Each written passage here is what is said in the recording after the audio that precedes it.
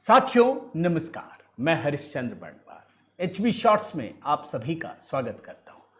दोस्तों, इस चुनाव के दौरान एक बहुत ही इंटरेस्टिंग चीज देखने को मिली। राहुल गांधी जब भी जाएं, जहां भी जाएं, बब्बर शेर, खुद को बब्बर शेर कहते थे। आप देखा है ना आपने, अभी तो असम वाला जब मामला हुआ तब भी कह रहे थे बब्बर शेर हैं, बब्बर शेर। सारे लोग भाग खड़े हुए। पवन खेड़ा तो अब तक नहीं दिख रहे, कहां है पवन खेड़ा? लोग पूछ रहे हैं। अब तो पोस्टर लगाना बच गया है, पवन खेड़ा हाजिर हो। सब कुछ चल रहा है, कोर्ट कचहरी में सारा मामला चल रहा है, तेलंगाना में, सुप्रीम कोर्ट में, हाई कोर्ट में, सब जगह चल गया। लेकिन पवन खेड़ा अंडरग्राउंड हो गए। जो रोज रोज उछल उछल करके मोदी जी को गरियाते थे, गायब हो गए। लेकिन आज कहानी पवन खेड़ा की नहीं बतानी है दोस्तों, आज तो राहुल गांधी की बताऊंगा। ये जो बब्बर शेर घुमे फिरते हैं ना, जब इनकी सरकार थी, ध्यान रखिएगा दोस्तों, बड़े ध्यान से सुनिए, मैं अभी आपको रिपोर्ट भी दिखाऊंगा।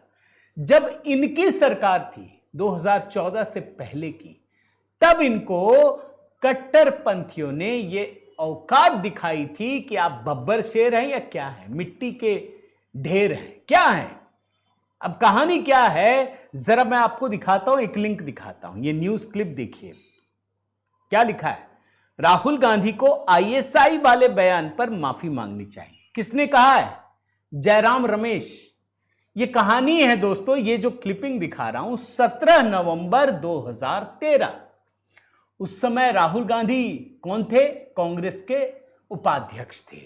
सरकार किसकी थी? मनमोहन सिंह की, प्रधानमंत्री। और ये जयराम रमेश कौन थे? केंद्रीय मंत्री थे। राहुल गांधी उस सरकार के सर्वे सर्वा थे। और जो पीछे से प्राइम मिनिस्टर की कुर्सी संभाल रही थी वो सोनिया गांधी थी। अब जरा अंदाजा लगाइए कि भले ही जयराम रमेश केंद्रीय मंत्री हो, किसकी वजह से होंगे? राहुल गांधी की वजह से, निश्चित रूप से।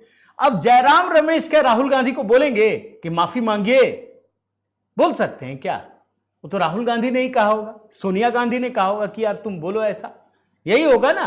अब मामला क्या है दोस्तों, ये समझना बड़ा जरूरी है।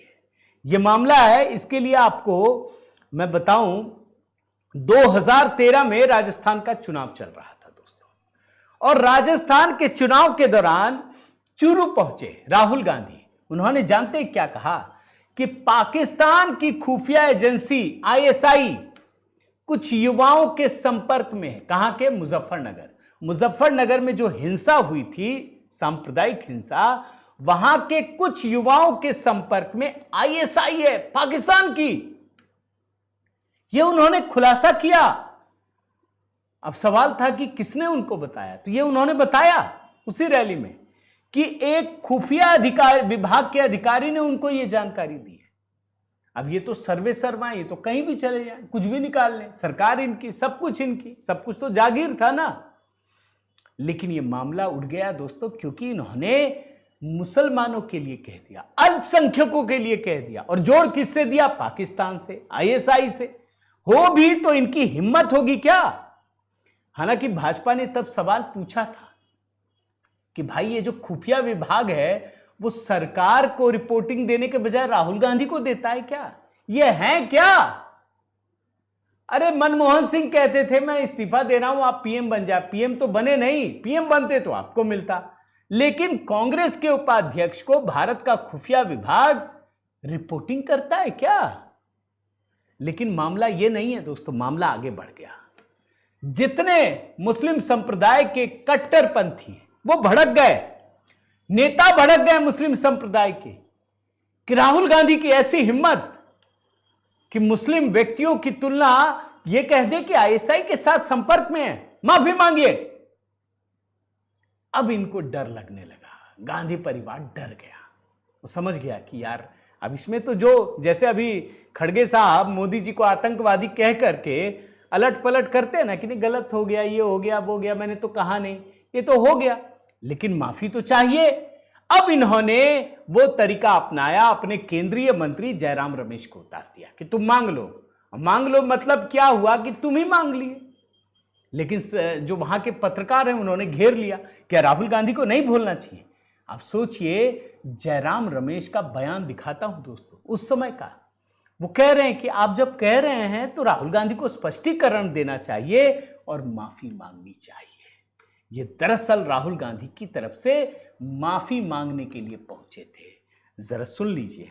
आप कह रहे हैं उनको खुद स्पष्टीकरण देना चाहिए, खुद माफी लेनी चाहिए। मैं तो आप कह रहे हैं ये हैं बब्बर शेर दोस्तों, ये असली बब्बर शेर हैं। समझ गए ना?